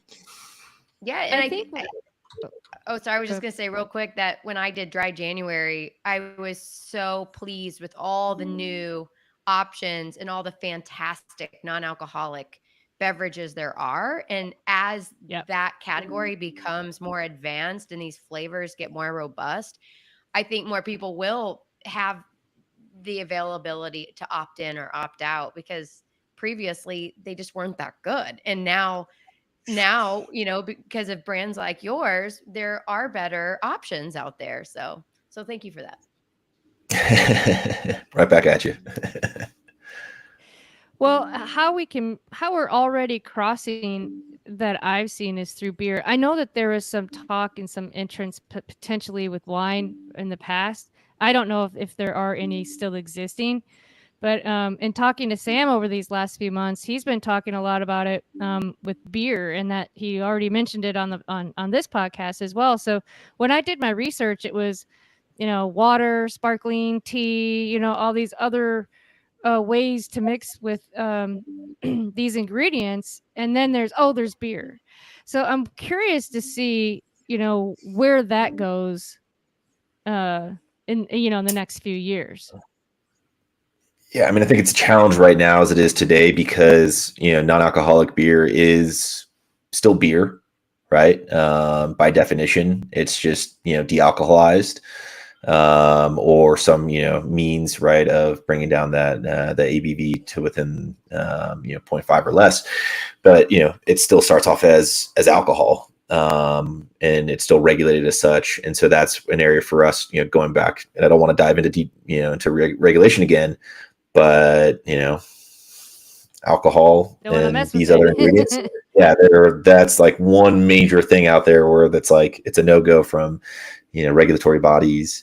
I think in the future, thinking of ways of creating a non-alcoholic beer, right? Or maybe it's a hop water, or maybe it's other kind of elements around that, where you're putting the functional ingredient as the forefront as opposed to adding in after the fact, will be kind of cool to see. But yeah, I don't see alcohol and these things mixing anytime soon, even with regulation. But maybe it presents an opportunity to create new products and new types of ways of brewing or distilling, to put these functionals at the forefront as opposed to alcohol. And Lee, you talked about how all 6 people could try the same thing and have different reactions to it. If I have more than a drink or two and I try to take a gummy or do anything with pot, I immediately throw up. Like my Oh, systems cannot handle it. Like I can't. I don't think the beer THC option is probably good for me, but I'm so interested into seeing like what how that's going to play out, because certainly there's going to be people that want that trial, right? yeah. Well, it's so obviously I never encourage people in the same evening to try duplicate product. So let that be known. I would never recommend that people do both at the same time. So I do encourage people that because sometimes they want to try happy, but then they're like, oh, I'm going out with my buddies, and it's like, okay, well then go with the buddies and choose a different night. Like please, Right. please don't try to mix those two, because I want you to have the most pure experience with this drink and not have some weird all like throwing up, right? Yeah. And again, I always suggest that people start with the 2.5 to 5 milligrams. But where I get kind of just nervous in general about life is that, like, because here in Texas, we have the TABC, and our bartenders and beer servers have to go through this training. And as part of them serving somebody, they have to identify the state of that individual. And so often with what's available, not just in the THC realm, but even with opioids and medications, somebody could sit down and be completely fine in that moment, and you would have no idea that at home they just took some kind of medicine. I don't know. I just think that we have to be cautious with any communication with stuff that's available in the market, and really encourage people to pick a lane, whether it's the medications that they've been prescribed from their doctor or whatever they're choosing to enjoy that night. But please don't mix don't mix anything together. And to your point, yeah, like that could be an adverse effect from your body that clearly is something within your DNA that's dictating not to Right. do these two things together. And, I've and never when I, heard of it, and nobody that I know has any problems. So, I well, don't know. It's just I weird. have a friend that has said that any cannabis she's ever tried literally doesn't affect her. And you're like, really? Like, but it's just the case. It's her endocannabinoid system. And I have to just take her at her word, because all of our DNA is different and we are structurally just all unique. And therefore, we have to accept that we're going to all have different and unique experiences. in this process. And, maybe 6 different experiences is a little extreme. Maybe 5 out of 6 are all like giggling in the corner and wanting to eat some pretzels. I don't know. And this one other person's like, what happened to me? I think there's a general consensus that we can say is pretty predominant, but that is one very unique thing about anything that is from, the cannabis plant, is that it truly, it has a cannabinoid system, and our bodies biologically have an endocannabinoid system. And that's what also makes it so fascinating to learn about and experience these different functional cannabinoids and how they can impact us over time. So again, general consensus, I think, is to be assumed, but it's pretty fun and unique when you really go down the rabbit hole of it. Yeah, I'd love to have a podcast about that someday because I'm fascinated. We can I drink some am hoppies just and on just that. like, yeah. Because we have some CBD stores down here in Florida, and you go and you talk to these store owners, and they're like, yeah, this goes with this system, and this one goes with this system. And my dad was having nausea and this, that, and the other. Oh, you need to do this 3 times a day, 1 in the morning, 1 at night. I mean, there's like a whole system of how your body responds to these different parts of the plant. And it's absolutely just fascinating to me. And it seems very scientific also, it's not like, I mean, there's science. It seems like there's a lot of evidence, right? Yeah, I think you'd have a line of people wanting to be on that podcast that have, because I'm tip of the iceberg, right? Like I can speak to what I know as it's applicable to these beverages, but there are some real experts that have that make this plant. If you know them, let's do it. Because I am definitely not that person, but there are a host of people that I think could really just wow you Nerd out. nerd out. So, and I'll love sit it. there and I'll be your first, viewer. And I think it brings up a really great point of just, why these things are, at least from a brand perspective, why it's a lot easier to go out there and build brands without having to be, the tip of the spear for education, is because there's so many great podcasts and so many great, kind of experts out there. I mean, certainly, not necessarily diving into CBD and THC per se, but just functional ingredients. I mean, you have the Andrew Hubermans, you have the Paul Stamets of the world, right? Where they have Netflix documentaries. And so you have just that proliferation of information and people really starting to, gain access to that in a way where I think for us, it makes it easier to build a brand, because you're not having to go and, handhold people and say, okay, this is what an adaptogen this is what a nootropic is. You can kind of just sort of say, hey, this is how you can incorporate it easier. This is how you can, apply it to your routine. This is how it's going to benefit, something, that you may be wanting to change in your, your routine. And that's a pretty cool thing, right? I think, why is this all happening now? I think it's just access to information. It's, the ability for people to, just hop on a podcast when they're on their commute and, listen to somebody that's done the research. And that's, I think that's a pretty cool, place that we are in as a society.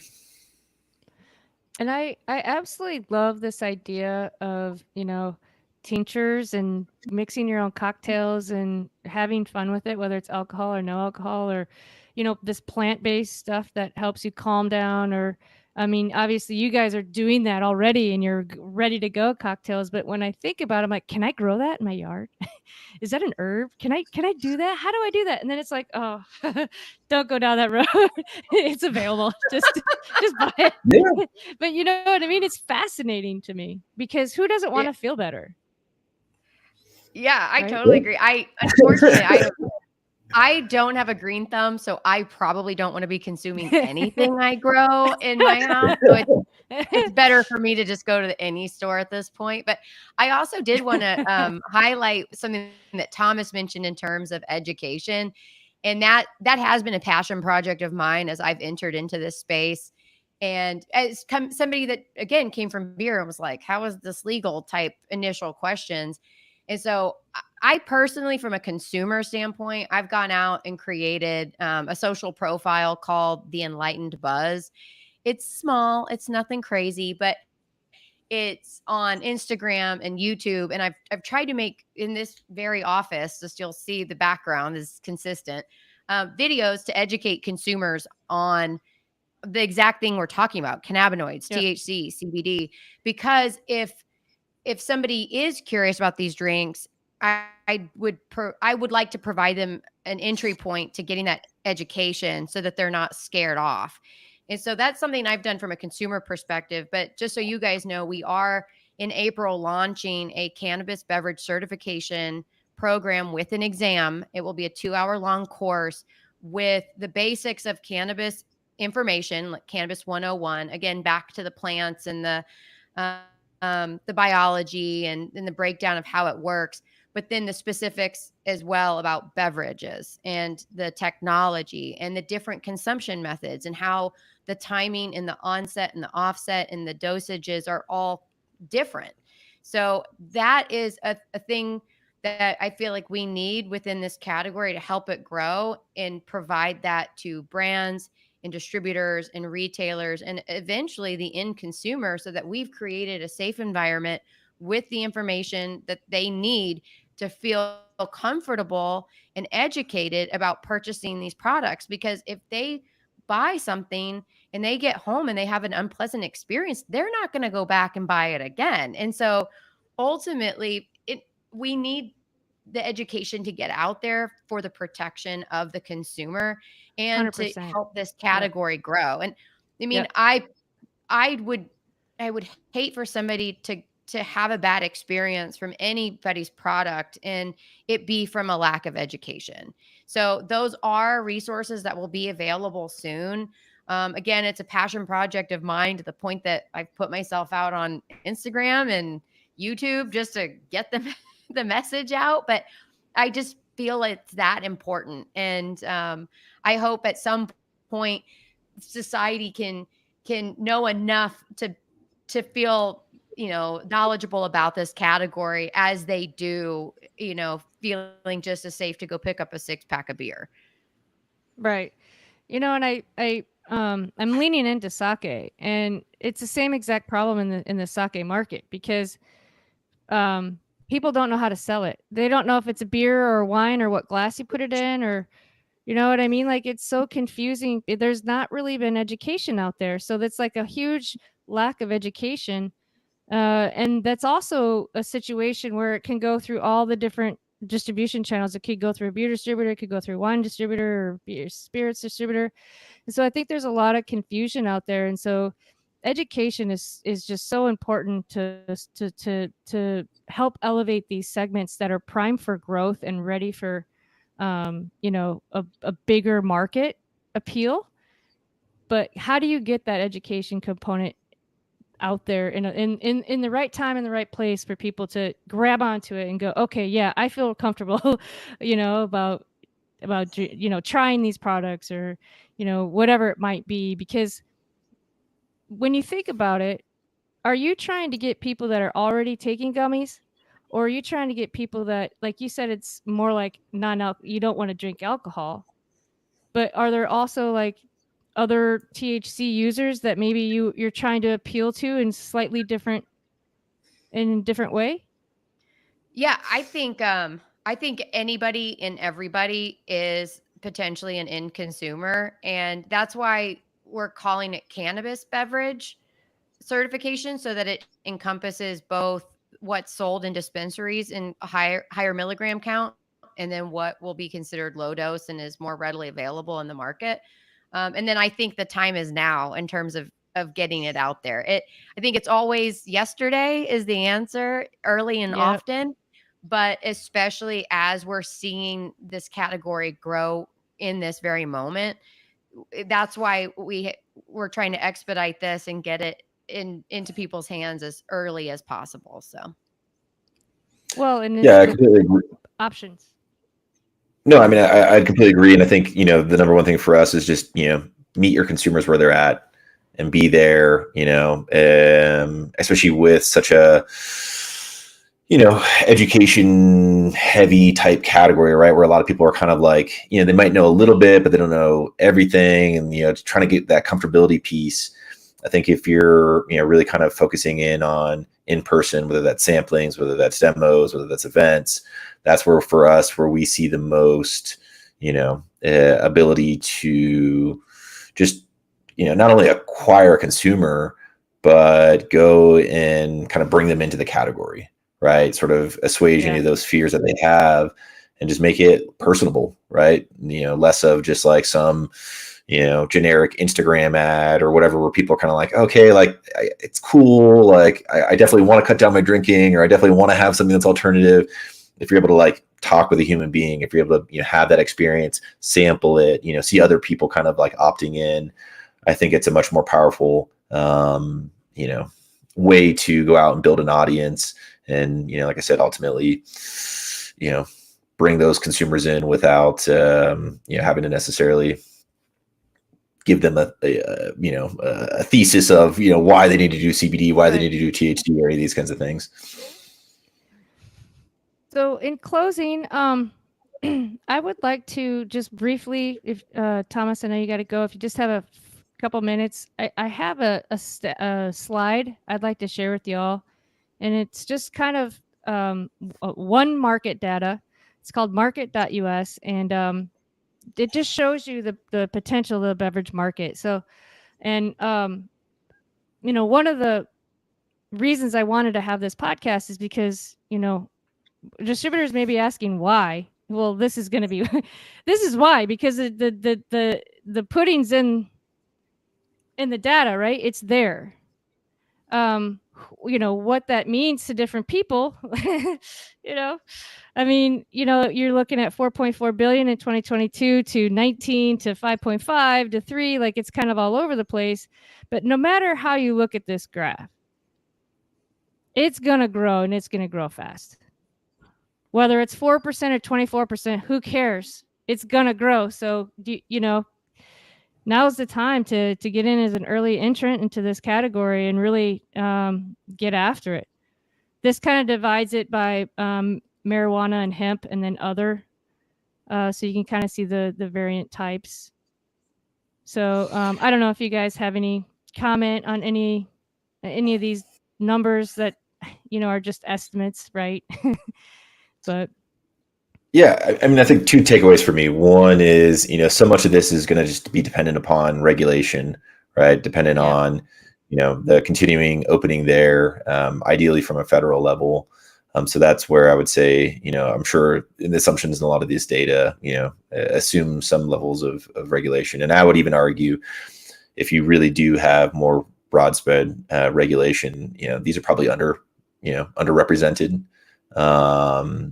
But I would, take it even a step further. And, if you look at it as the broader, functional beverage market, especially targeted towards, mindful drinking, alcohol alternative, I think it's exponentially larger. And I think CBD, hemp THC, any of these things kind of fit within that. And I think if you think about it as the broader category, that's really where the value is. It's the fact that, that's the trend. That's the reason why people are opting into these things. And if I'm a distributor, hell, if I'm a spirit house or a wine house, and I'm thinking through, why are my numbers flat, or why are my numbers declining? This is a piece of it, but this is only a piece of a much larger pie. And I think it's exciting. I mean, it's cool. I mean, just from a personal consumer perspective, here we are, trying to eliminate alcohol from our routine in 2020, and we're looking for products, and it's still, ginger ale and LaCroix, to, kind of where we've been able to grow since then as a category. I think also just as a society, right, to have, these things be validated, that's phenomenal. And I think the sky is the limit. And I think there's still a lot more innovations. There's a lot more to kind of come down the pipeline here. But, I don't think this is what we heard in 2020 from some retailers, this just is a trend, right? Like, people drank too much during the pandemic. They're going to go back to their normal consumer habits. And there was just an article yesterday. The Oregon Liquor and Cannabis Commission just canceled the plans to build a new headquarters because sales are down $111 million from what their expectation was. So if that doesn't tell you, where people are voting with their dollars, then I don't know what does. Wow, Good point. that's a fun statistic.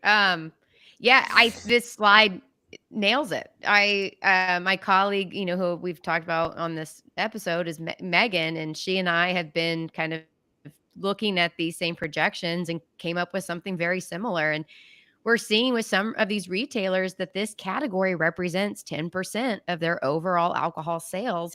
And in alignment with that would, serve for these projections. So it's exciting to see. I'm kind of shocked that I would have thought that based on what I know now, that hemp derived would, take up more of, versus the marijuana derived.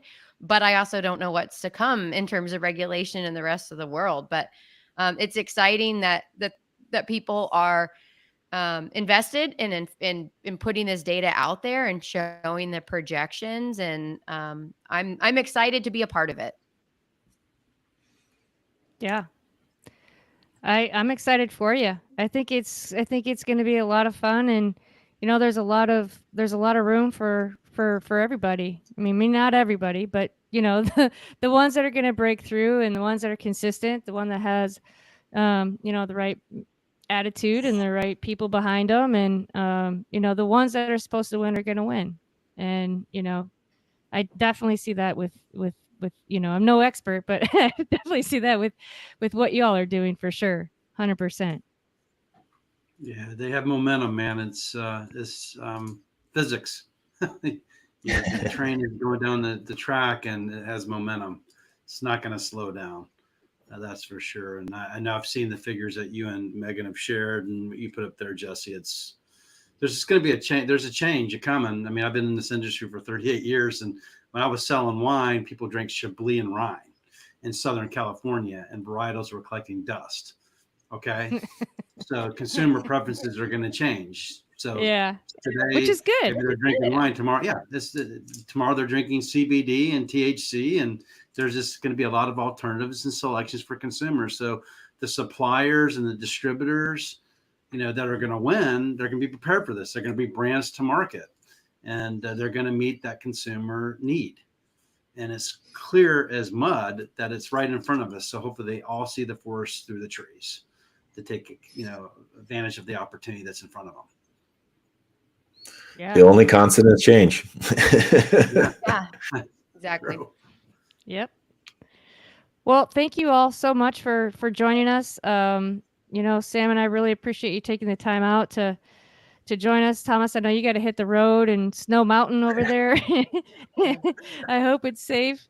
Please be careful. And Lee, thank you so much. It was really nice to meet you. I hope our paths cross. I guess I need something. Mushrooms. I need something. Jeez. But yeah, no, this has been great. Maybe we can meet up again. Like, Sam mentioned, I live in Dallas part-time. I know he's going to be there. Maybe the three of us could get together. Oh yeah, And, we'll bring you guys some happies. It'll be great. Yeah, that you let me know that happens, and I'll make an excuse to come down to Dallas. Awesome. Yeah, party in Dallas. Happy party. Then a new happy hour. A new happy I like hour. it. I'll be in Dallas every month. So Thomas, come on down. All right, that sounds good. Let's do it. Like April, May. home. Awesome. May, Thank you guys so much for having us. Yeah, Yeah. Thank you. Awesome. I learned so much from you guys. Thank you. Oh, good. All right, thank you so much. I'll see y'all later. Be safe. Bye, guys. I got to Thank you roll so through, much. Jesse. Bye. We'll catch up with you later. Okay. All Ciao, right, ciao. see ya. Are you okay? Yeah, I'm sorry about those.